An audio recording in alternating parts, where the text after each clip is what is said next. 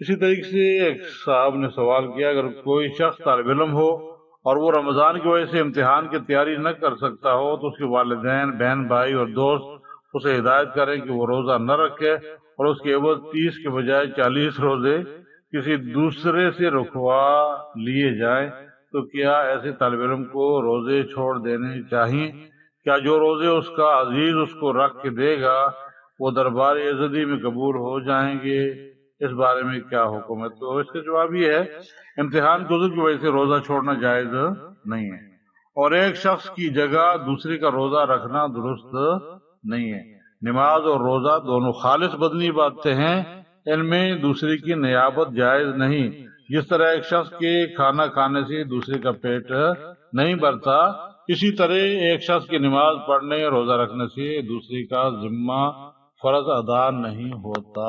پھر ایک سوال ہے اسی قبیل سے، پچھلے دنوں میں نے انٹر سائنس کا امتحان دیا اور ان دنوں میں نے بہت محنت کی، اس کے فوراً بعد رمضان شروع ہو گیا۔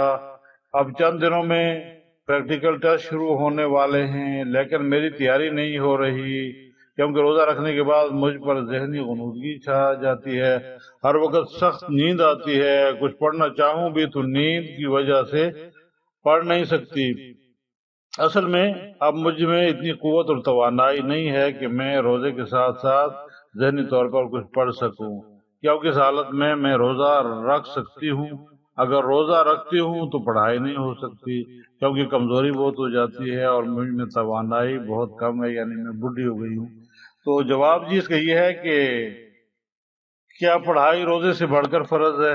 پہلی بات تو یہ ہے نا کہ روزہ فرض ہے، پڑھائی روزے کی طرح فرض نہیں ہے۔ علم حاصل کرنے کا حضور صلی اللہ علیہ وسلم نے حکم دیا ہے، اطلبوا العلم ولو کان بالسین، لیکن جو فرضیت روزہ کی ہے وہ پڑھائی کی نہیں ہے۔